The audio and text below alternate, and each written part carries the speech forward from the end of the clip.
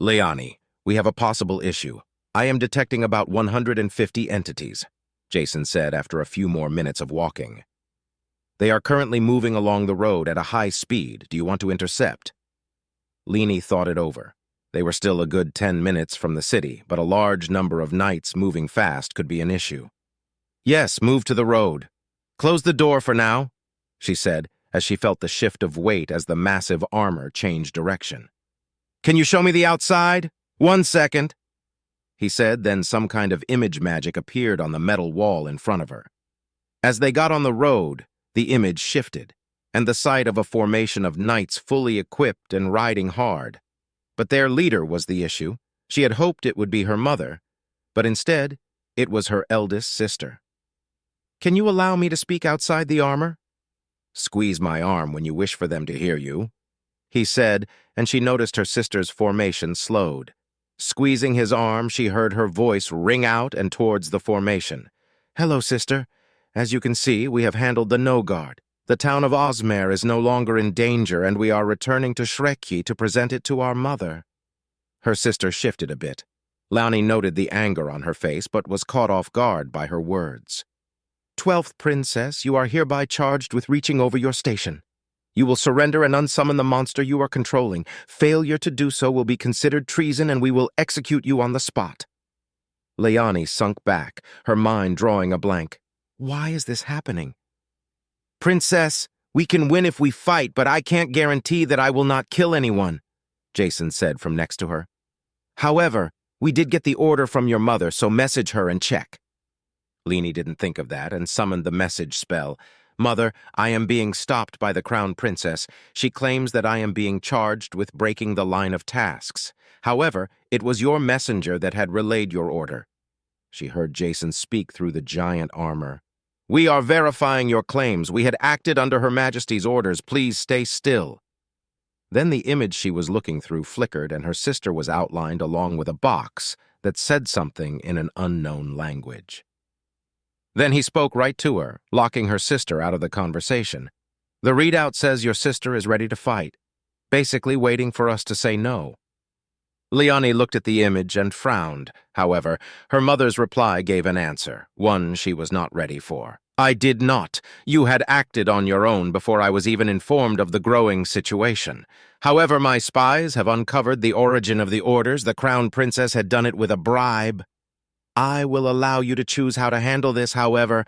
We can't lose too many knights right now. Leani let out a slew of insults into the air, but Jason's voice next to her snapped her away from her ranting. What happened?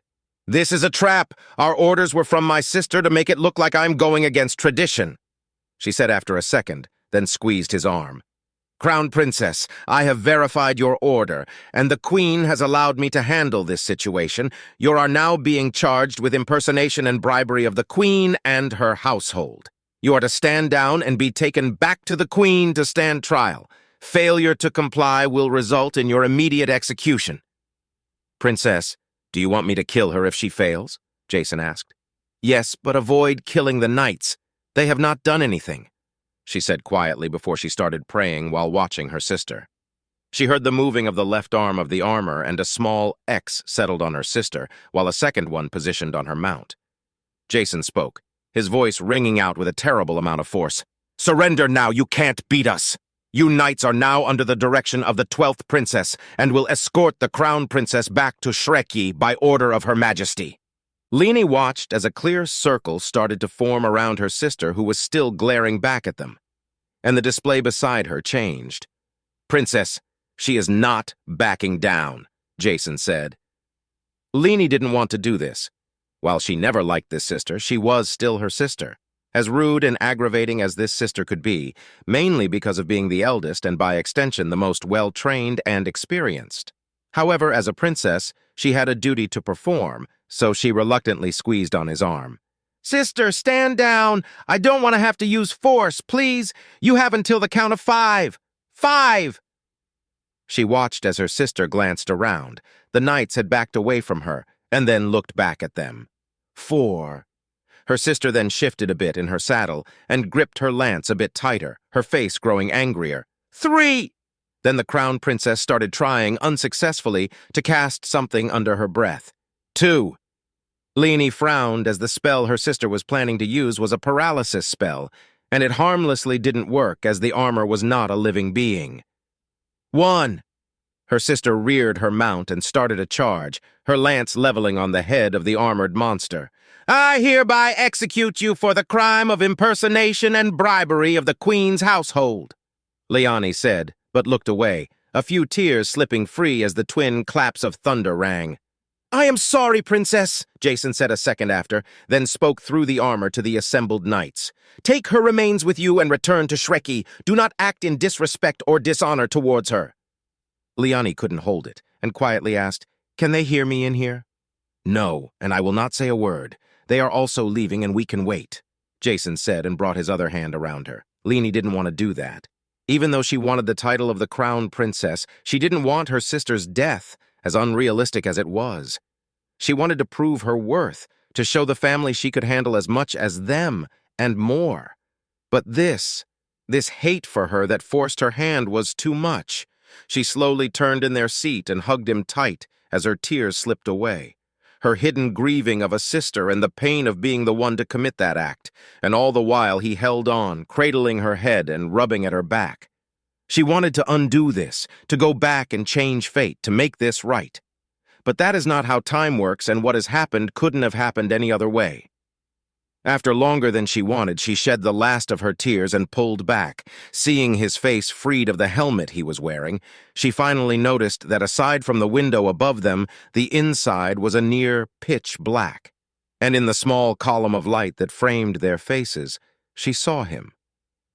A new expression, one she didn't know about, plagued him, as he reached up a hand and wiped away a tear that lingered on her cheek. I am sorry for your loss. I am not sure what your relationship with her was, but you are not wrong for being in pain over this, he said slowly, his hands still holding her a bit. Leani wasn't sure why those words were actually comforting to her, but that didn't matter now. Thank you for, holding me just now. Let's get moving, she said slowly as he let her go, and she settled back in after turning around once more. She heard the helmet enclosed around his head before the armor came back to life, and the magic display flickered on again. The road was empty and clear of the knights, and her sister's body was evidently taken too. Then the armor moved, and the world of this confined space rocked as it strode onwards. She considered her next actions and thought over her chances. On one side, she had acted on her own initiative, but she should have reported to the Queen about her plans and checked for approval prior to going after the No-Guard. But she had assumed that the order was from the Queen, so acted as such. Normally that would not be an issue, however. She would have still technically broken from tradition, as she would be expected to seek the counsel of her family and offer the chance for glory to someone more skilled, which in her family was everyone but her. But she didn't. She had to go off on her own and pick a fight, and in doing so publicly snubbed her older and more experienced sister. Worse still, she and Jason succeeded effectively, at least to the public, making it seem like her sister was not as great as she claimed to be, an insult to her wounds. Then, due to the break from tradition, her sister came out here to get her to recant her sins and apologize, a perfectly made web to undermine her or kill her off. A brilliant display of the cutthroat politics of the royal family, a trap made with a clear and well-laid plan, one she had run headlong into. She has to be more careful of the future. While she may not see much more progress over the next half a year while Jason prepares his army, she would need to be cautious of everything she hears. The real question was how her mother would handle the loss of the crown princess. The line of succession is based on the number of daughters, and while she is not the youngest, she was, and maybe still is, considered the weakest. And your place is chosen by the queen alone. One way to move your rank is to kill one sister off, but that normally didn't start until the queen started to show signs of the life-end kiss, which her mother would not have for the next 50 years. She, however, always planned to rise in rank by merit, as she wanted to see her sisters bend the knee to her. But having lost the chance to see her sister be shocked at losing her rank did make her both mad and sad. Princess, the gates are open and we have a welcoming party waiting, Jason said, making her look up into the display. The welcoming party was most of the advisors and vizier, along with her mother, front and center. But she didn't look happy, but not mad either. While she did feel a bit better to see her father in the ranks of the advisors, she focused on her mother, quickly wiping away at her face to clear any signs of tears, and set her hair back behind her and made sure her braid was still set. Then spoke softly, "Stop a good distance away and then let me down, then follow behind me and let me do the talking." The door popped before she noticed the hand come up over the display. Climbing slowly out, she grabbed the pack as she got out. Standing on the hand, she watched as the crowd looked on in a mixture of horror and awe, except for her mother, who maintained her expression. Leani didn't mind as she stepped off and started walking forward. She was still a bit far, but that was good. It would allow a show of force, and she walked with confidence, chin leveled and eyes forward. But she did feel a bit nervous every time the ground shook under her. The weight and power of the giant armor sent a shiver through her. But Jason was her summoned champion, and trusted she would be safe even with the monster he was controlling. As they started to get within speaking range, the stomps stopped. She took a knee a few seconds later and heard the wet slap of the head of the massive beast set just a bit behind her and to the right. But the queen and her entourage looked shocked as the sound of screeching metal cut behind her. Taking the chance, she noticed that Jason had somehow made the massive suit of armor take a knee too. She looked back to her mother and spoke aloud. "Your Majesty," she noticed that her mother refocused on her. "We had gone to the city of Osmer to end the threat of a no-guard. I would like to gift you with its head, as it is by your will that the town was saved. The battle of my ranger and the no-guard was a clash of titans, and the ground and walls shook at the exchange of blows. But we succeeded in the end and made our way back. However, during our return, we were intercepted by the crown princess. We then found out that the orders we believed we were acting on were not from you. We request that you forgive our breach of your power, and only acted for the benefit of the nation." Her mother's expression broke for a second before it hardened up again. "I see. I was informed that you had to end the crown princess. What were the charges?" she asked in an emotionless tone. Leani took a breath. It was the tricks of her mother. No one but her and her daughters knew about the spy network she had. "The crime of impersonation of yourself, Your Majesty, and the crime of bribery of your household. She was offered a chance to face you in a trial, but chose to fight. My ranger executed her under my order. Her body should have been returned here. However, while it will offer little comfort, know that the crown princess did not suffer, as my ranger's weapons cut her down clean and quick." There was a bit of silence where only the light rumbling of the armored giant was heard before her mother spoke again. "12th Princess Leani, you are forgiven for the act of familicide, as you did so for an acceptable reason, and your break of my authority is also forgiven. However, I will not be rewarding you or your ranger for the services you have rendered to the nation.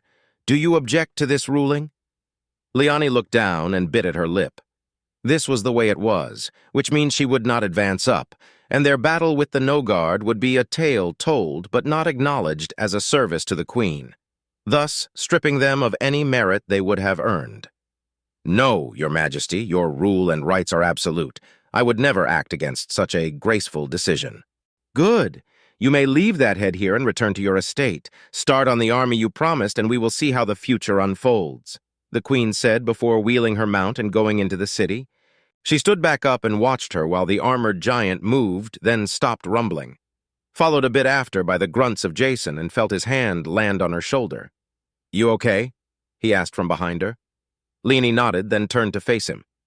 "When she looked at me after I told her about Irena's death, she looked proud for a second," she said as she thought over the interaction.